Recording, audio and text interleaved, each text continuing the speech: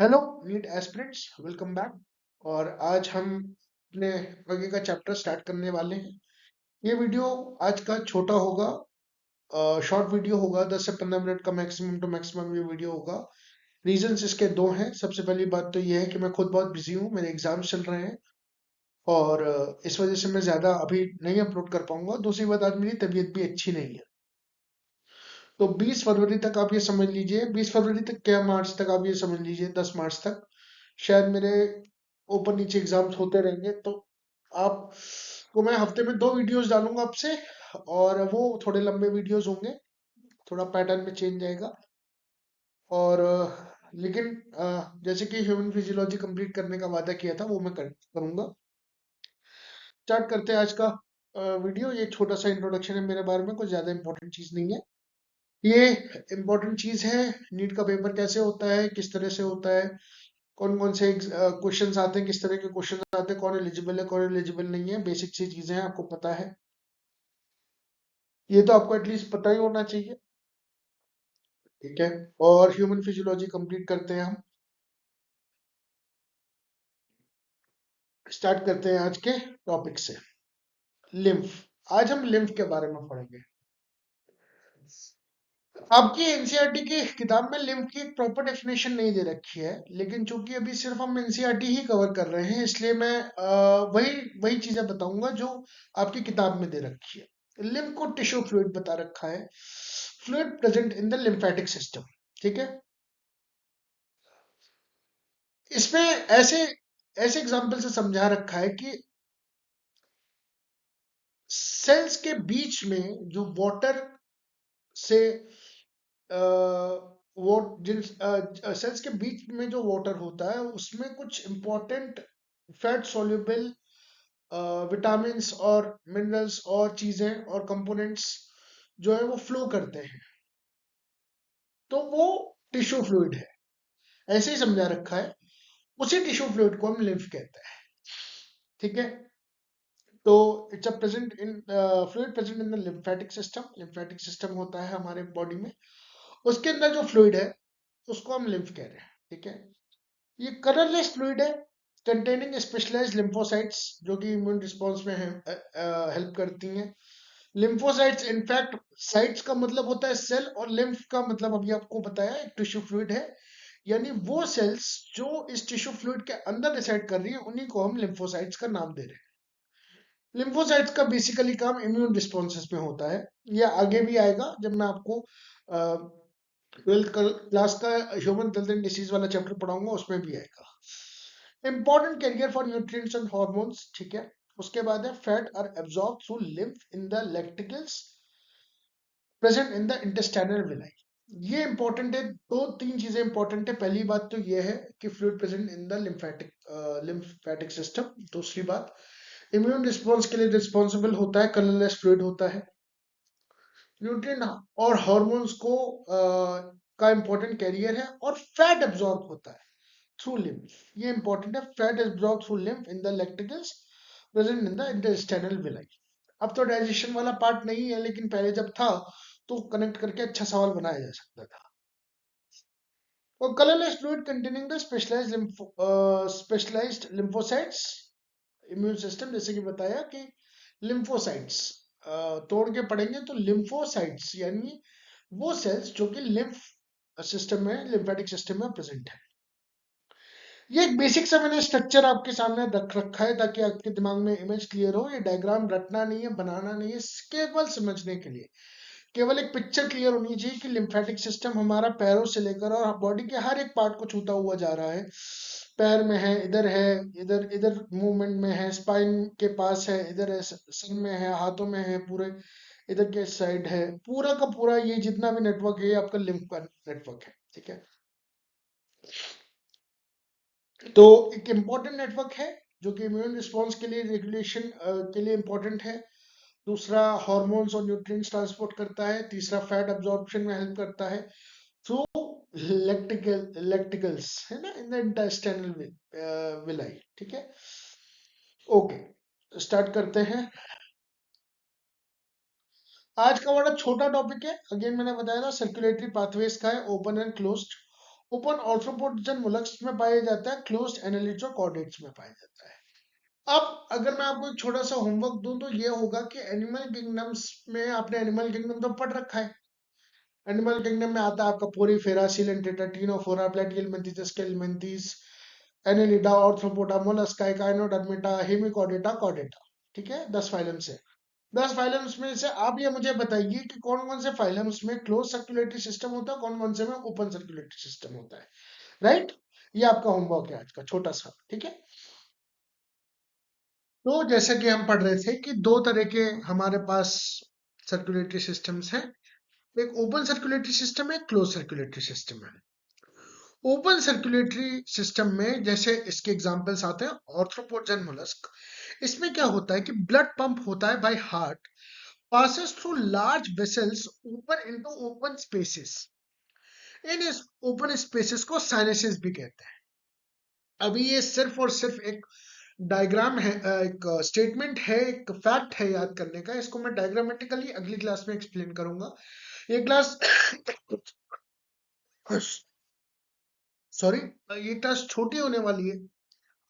अगली क्लास में मैं इसको एक्सप्लेन करूंगा, इसलिए परेशान मत होइएगा, बट अभी ये फैक्ट अभी के लिए समझ लीजिए कि ऑर्थ्रोपोडा मोलस्क में ब्लड जो पंप होता है by heart passes through large vessels open into open sacs, open spaces called as sinuses.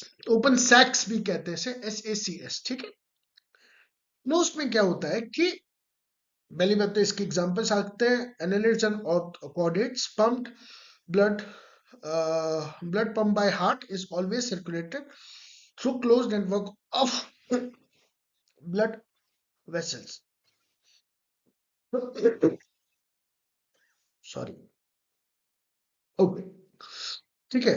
तो क्लोज में हमेशा जो ब्लड सर्कुलेट होता है वो close network of blood vessels के थ्रू होता है, और ओपन में बॉडी कैविटीज और साइनसेस के थ्रू ये पूरी बॉडी में सर्कुलेट होता है। ठीक है, ये एक बेसिक सी बात है, फैक्ट है, अभी के लिए समझ लीजिए, अभी के लिए इसको याद कर लीजिए, इसको मैं अच्छे से डिटेल में समझाऊंगा। ठीक है, अब क्लोज सिस्टम बेटर क्यों है? क्लोज सिस्टम इसलिए बेटर है क्योंकि प्रिसाइसली रेगुलेटेड है। सिंपल सी बात है, पहले भी बताया था, आज भी बताऊंगा, बार बार बताऊंगा, बायोलॉजी में रेगुलेशन का सबसे ज्यादा इंपॉर्टेंट रोल है।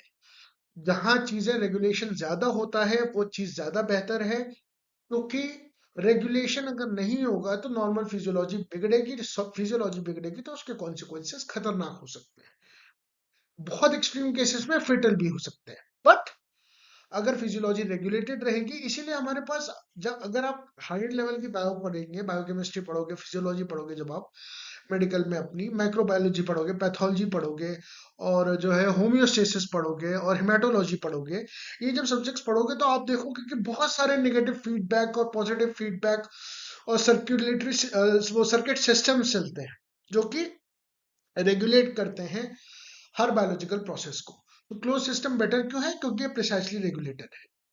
ठीक है, अब ये बात तो बच्चे बच्चे को पता होगी कि फिश में, एम्फीबियंस में और बर्ड्स में कितने चेम्बर का हार्ट होता है। फिर भी एक छोटी सी रिवीजन टेबल डाली हुई है मैंने, अगर किसी को नहीं पता है तो प्रॉब्लम नहीं है, पता अब हो जाएगी। ठीक है, ओह, फिशेस में 2 चैम्बर हार्ट है, एम्फीबियंस में 3 है, एक्सेप्ट वो क्रोकोडाइल्स और बर्ड्स एंड मैमल्स में 4 है, यानी बर्ड्स, मैमल्स और क्रोकोडाइल में 4 है। एक ऑरिकल, एक वेंट्रिकल, 2 ऑरिकल, एक वेंट्रिकल और 2 ऑरिकल, 2 वेंट्रिकल। ऑरिकल को हम एट्रिया भी कहते हैं, सिंगल ऑरिकल को एट्रियम भी कहते हैं। ठीक है, आगे आते हैं। तो ये मैंने एक बहुत ही अच्छा डायग्राम लिया है, एक बुक है जो मैंने पढ़ी थी जब मैं अपना ग्रेजुएशन, पोस्ट ग्रेजुएशन कर रहा था। जूलॉजी की बुक है, doctor Stephen A Miller Todd A Tupper की। बहुत अच्छी किताब है, इसमें बहुत डिटेल में दे रखा है, जो आपका, जो वही मैं बता रहा हूँ ना, जो आपके चैप्टर्स हैं वो बुक्स हैं, वो लिटरली बुक्स हैं आगे आने वाले टाइम की। ठीक है, फ्यूचर में अगर आप जो है बायोलॉजिकल साइंसेस पढ़ते हो तो वो बुक्स आपको पढ़नी पड़ेंगी, वो चैप्टर्स की पूरी पूरी बुक्स है। खैर, तो इसमें बहुत अच्छे से समझा रखा है कि जैसे जो है फिशेस में किस तरह का काम है।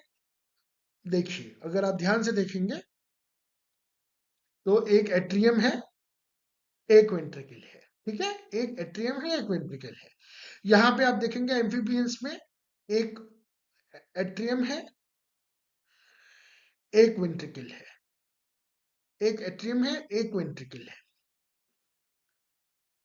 ठीक है। और राइट एट्रियम, लेफ्ट एट्रियम, ठीक है।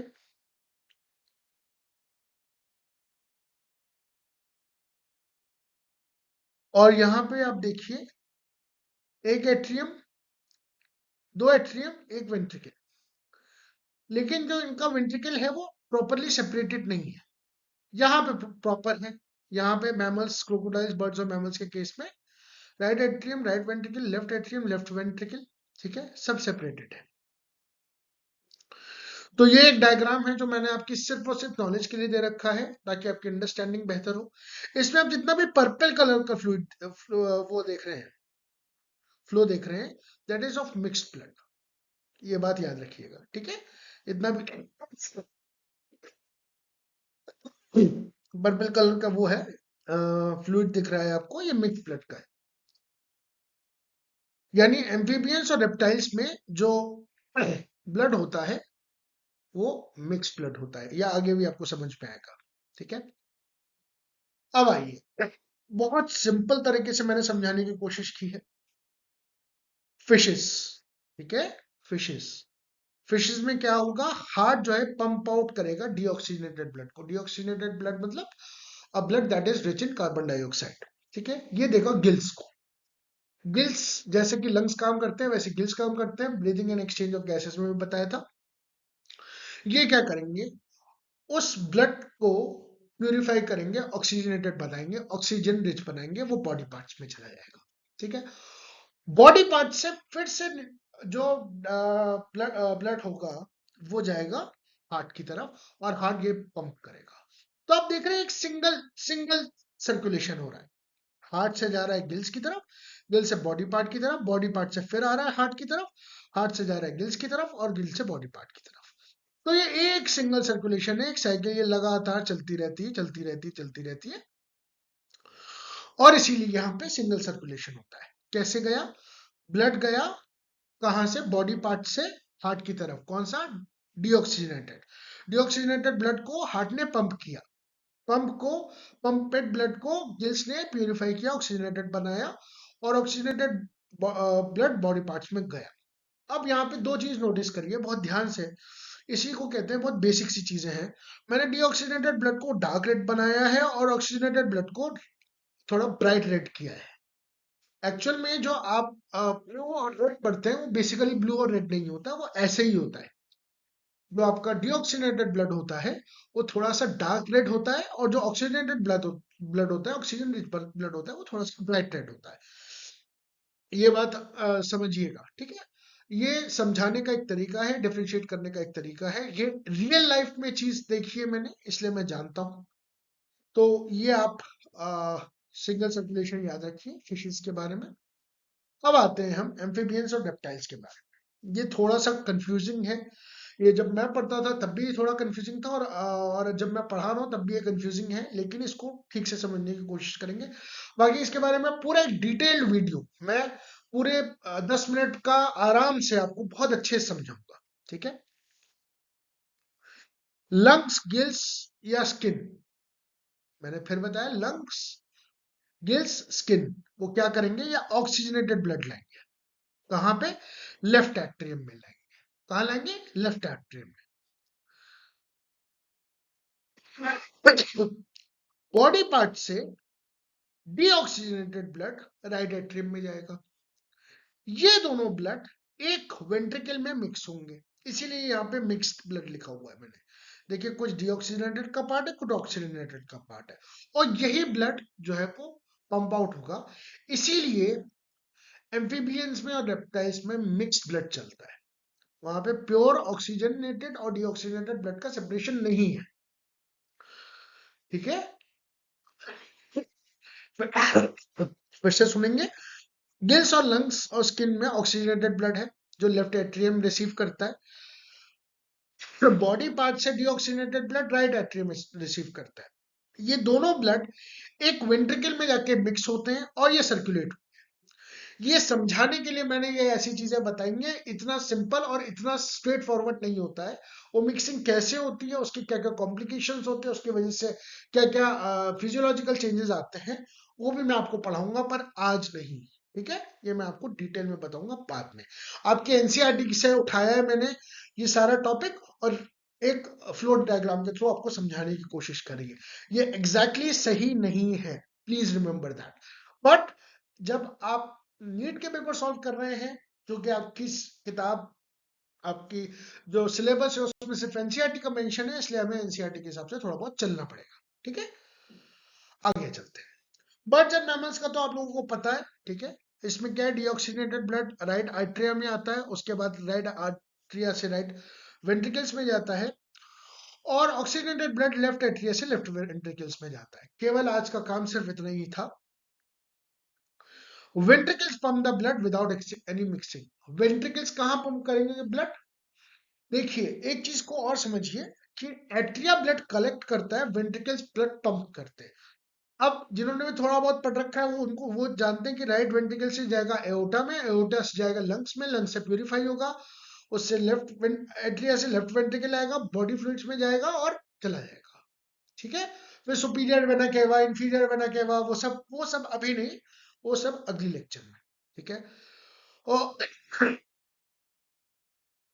आज की ये बहुत छोटी सी क्लास थी, और ये क्लास केवल 2 बजे से इसीलिए छोटी है। पहली बात तो I am not feeling well, दूसरी बात ये है I have lot of work to do. ठीक है, मेरे खुद के एग्जाम्स चल रहे हैं, इस वजह से मैं अभी इतना ही टाइम दे पाऊंगा आपको। बाकी मैं देखता हूँ कि मैं किस तरह से अपने टाइम को भी मैनेज करूँ और आपका भी सिलेबस कंप्लीट हो जाए, एटलीस्ट ह्यूमन फिजियोलॉजी। अगेन ये स्नैपशॉट से इंपॉर्टेंट है पढ़ने के लिए। उसके बाद ये सर्कुलेटरी पाथवेज है। ठीक है, और class over, thank you so much. और आज का ये शॉर्ट वीडियो था। मुझे उम्मीद करता हूँ कि मैं कुछ डिलीवर कर पाया हूँ आज। बाकी इसको मैं और अच्छे से एक्सप्लेन करूंगा विद जिसे कहते हैं विद मोर एग्जांपल्स और with more illustrative diagrams in the next class. Thank you for your patient listening. ऐसे ही मेहनत करके पढ़ते रहिए, समझते रहिए चीज़ों को। नीट का पेपर निकालना मुश्किल नहीं है, पर हाँ चैलेंजिंग जरूर है। और साथ में साथ अगली क्लास थोड़ी सी लंबी होगी मेरी, it would be around 40-45 minutes class, क्योंकि उसमें मैं पूरा का पूरा डबल सर्कुलेशन तक खत्म करूंगा। ठीक है, तो वो लंबी क्लास होगी, और वो शायद ट्यूसडे या वेडनेसडे में अपलोड हो पाएगी। तो तब तक के लिए थैंक यू सो मच, और मिलते हैं अगली क्लास में। Take care, bye.